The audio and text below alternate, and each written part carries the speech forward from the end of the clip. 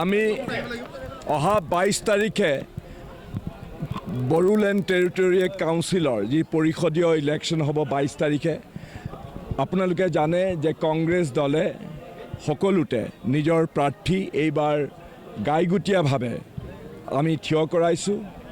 অকল ইয়াতেই নহয় ধনশিৰিতে নহয় সমগ্ৰ পৰিষদীয় যিকেইটা কনষ্টিটুৱেঞ্চি আছে তাত আমি কংগ্ৰেছ দলে আমাৰ নিজৰ প্ৰাৰ্থী আমাৰ কংগ্ৰেছ দলৰ প্ৰাৰ্থী প্ৰত্যেকটো সমষ্টিত আমি থিয় কৰাইছোঁ আৰু কংগ্ৰেছ দলে যিটো আশা লৈ পেলাই BPFৰ লগত চুক্তি কৰি BPFক লগত লৈ পেলাই পৰিষদীয় ইলেকশ্যন 2003 চনত বড়ো একৰ্ড সহি কৰাৰ পিছত কংগ্ৰেছ দলে এই বড়োলেণ্ড টেৰিটৰিয়েল এৰিয়াক টেৰিটৰিয়েল অঞ্চলক আগুৱাই লৈ যাবৰ কাৰণে বিভিন্ন প্ৰকাৰে ইয়াৰ যে কাউন্সিলৰ যিসকল আছিলে যিসকলে দায়িত্ব পাইছিলে তেওঁলোকক বিভিন্ন ধৰণে সহযোগিতা কৰিছিলে আৰু উপেন বড়োফাৰ যি নীতি আছিলে আদৰ্শ আছিলে সেই আদৰ্শক কংগ্ৰেছ দলে সদায় সন্মান কৰে শ্ৰদ্ধা কৰে গতিকে উপেন বড়োফাৰ ডাঙৰীয়াৰ যি আধৰুৱা সপোন তেখেতে যিখিনি সপোন দেখিছিলে যে গোটেই বড়োলেণ্ড টেৰিটৰিয়েল এৰিয়াক চাৰিওফালৰ পৰা সৰ্বাংগীন উন্নয়ন কৰিব ইয়াৰ মানুহখিনিৰ বেলেগ বড়ো খিলঞ্জীয়া জনগোষ্ঠীৰ লগতে ইয়াত বসবাস কৰা অন্য জাতি জনগোষ্ঠীৰ লোককো সমানে ইয়াত অধিকাৰ দিব কিন্তু বড়ো যিটো খিলঞ্জীয়া যিটো জনগোষ্ঠী আছে বড়োসকল তেখেতসকলৰ সৰ্বাংগীন উন্নয়নৰ কাৰণে যাতে উঠি অহা প্ৰজন্মই সকলো প্ৰকাৰে নিজৰ ব্যক্তিত্ব বিকাশৰ কাৰণে সুবিধা পায় সাধাৰণ খেতিয়ক সাধাৰণ শ্ৰমিক সাধাৰণ লোকৰ যাতে উন্নতি হয় আন্তঃগাঁথনি উন্নয়ন হয় কলেজ শিক্ষানুষ্ঠান বা স্বাস্থ্য সেৱাৰ যাতে সেৱা সম্প্ৰসাৰণ হয় এইবিলাকৰ উদ্দেশ্যৰ আগত ৰাখি পেলাই কংগ্ৰেছ দলৰ চৰকাৰে দিল্লীত থকা চৰকাৰে আৰু অসমত থকা তৰুণ গগৈ চৰকাৰে এই বড়ো BTC কাউন্সিলক বিভিন্ন প্ৰকাৰে অনুদান দিছিলে সুবিধা দিছিলে সহযোগ কৰিছিলে কিন্তু আমি আশা কৰা মতে কংগ্ৰেছ দলে আশা কৰা মতে সেই কথা কামবিলাক হৈ নুঠিলে আৰু বিশেষকৈ যোৱা 11 বছৰত যি প্ৰবঞ্চনা আজি হিমন্ত বিশ্ব শৰ্মা বা বিজেপি দলৰ যিখন চৰকাৰ অসমত হ'ল 2016 চনৰ পৰা সেই 2016 চনৰ পৰা হৈ থকা চৰকাৰখনে আমি ভাবোঁ কংগ্ৰেছ দলে ভাবে যে বড়োলেণ্ড টেৰিটৰিয়েল কাউন্সিলক যেনেধৰণে সাধাৰণ মানুহৰ উন্নয়নৰ কাৰণে কাম কৰিব লাগিছিলে কাউন্সিলখনে তেনেধৰণে কাউন্সিলে কৰিব পৰা নাই আমাৰো আধৰুৱা সপোন আধৰুৱা হৈ থাকিলে এইকাৰণে এইবাৰ কংগ্ৰেছ দলে নিজাববীয়াকৈ গোটেই টেৰিটৰিয়েল কাউন্সিলত প্ৰাৰ্থিত্ব দিছে আমাৰ প্ৰত্যেকজনে যোগ্য প্ৰাৰ্থী আৰু সেইকাৰণে আমি কেনেকৈনো কাম কৰি যাম আমাৰ ভৱিষ্যদৰ্শী পৰিকল্পনা কি হ'ব কি আমাৰ কিহত আমি এই ভিজন আমাৰ যিটো আছে সেই ভিজন কেনে হ'ব সেইবিলাক কৰিবৰ কাৰণে কংগ্ৰেছ দলৰ পৰা এইখন আমাৰ ভিজন কংগ্ৰেছ ভিজন এই কংগ্ৰেছ ভিজন আজি আনুষ্ঠানিকভাৱে আমি এই সভাত আমাৰ সভাপতি শ্ৰী গৌৰৱ গগৈ ডাঙৰীয়াই আৰু আমাৰ অল ইণ্ডিয়া কংগ্ৰেছ কমিটিৰ সম্পাদক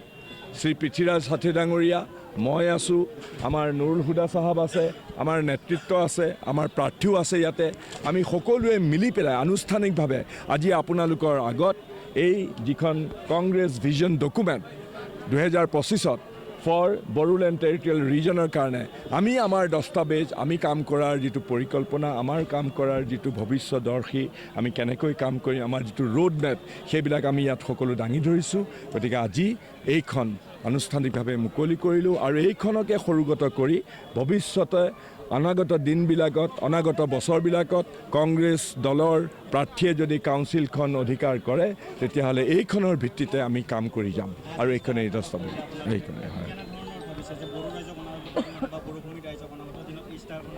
একেবাৰে স্বাভাৱিকতে ইয়াত লিখাই আছে যে বড়ো জনগোষ্ঠীৰ সৰ্বাংগীন উন্নয়নৰ কাৰণে কাৰণ এতিয়া যিসকল BTCৰ নেতা আছে আগতে হাগ্ৰামা মহিলাৰী পিছত গৈ প্ৰমোদ বড়ো তেওঁলোকে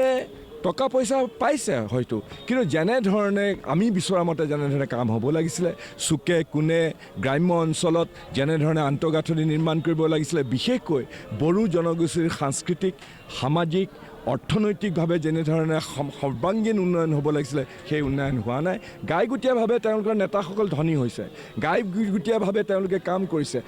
দুৰ্নীতিৰ অবাধ পৰিভৰ চাৰিওফালে চিণ্ডিকেট হৈছে চাৰিওফালে তেওঁলোকে বিভিন্ন টকা চৰকাৰী টকা কাউন্সিলৰ যিসকল বিষয়ববীয়া আছে যিসকলে দায়িত্বত আছে তেওঁলোকে আত্মসাৎ কৰাৰ অভিযোগ আহিছে তেওঁলোক নিজে ধনী হৈছে কিন্তু সাধাৰণ ৰাইজৰ সৰ্বাংগীন উন্নয়ন হোৱা নাই তেওঁলোকে চবেই জানে তেওঁলোকে ভিতৰুৱাভাৱে হিমন্ত বিশ্ব শৰ্মাৰ লগত হাত মিলাই আছে দুয়োটা দলেই BPFও হিমন্ত বিশ্ব শৰ্মাৰ লগত হাত মিলাই আছে UPPLও হাত মিলাই আছে প্ৰমোদ বড়াও কোনে হিমন্ত বিশ্ব শৰ্মাৰ এফেকশ্যন মৰম বেছিকৈ আদায় কৰিব পাৰে সেই লৈ প্ৰতিযোগিতা নামিছে দুয়োজনে গতিকে তেওঁলোকৰ যিটো ষ্টেটাছ তেওঁলোকে তেনেকৈ আগবঢ়াই লৈ যাব তেওঁলোকে গাইগুটীয়াভাৱে ধনী হ'ব সম্পদশালী হ'ব ঠিক যেনেকৈ হিমন্ত বিশ্ব শৰ্মাই নিজৰ পৰিয়ালক আটাইতকৈ বেছি সম্পদশালী কৰাৰ কাৰণে কাম কৰি আছে এটা হিডেন এজেণ্ডা লৈ কাম কৰি আছে আমি ভাবোঁ তেওঁলোকেও হয়তো আচল উদ্দেশ্য তেওঁলোক ধনী হোৱা কিন্তু তেওঁলোকে সাধাৰণ ৰাইজক মংগলৰ কাৰণে কাম কৰা নাই এইখন আমাৰ দস্তাবেজ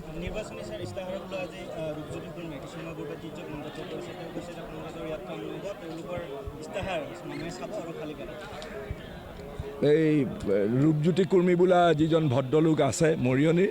তেওঁ এনেকুৱা ধৰণৰ উফাইদাং মৰা এনেকুৱা ধৰণৰ বিভিন্ন কথা অতীজতো কৈ আহিছে তেওঁক কোনো মানুহে কেতিয়াও গুৰুত্ব নিদিয়ে তেওঁ নিজৰ সমষ্টিটো গুৰুত্ব নাপায় অসমতো গুৰুত্ব নাপায় গতিকে তেওঁৰ কথাত লৈ পেলাই আমি গুৰুত্ব নিদিওঁ আৰু ৰাইজেও নিদিয়ে থেংক ইউ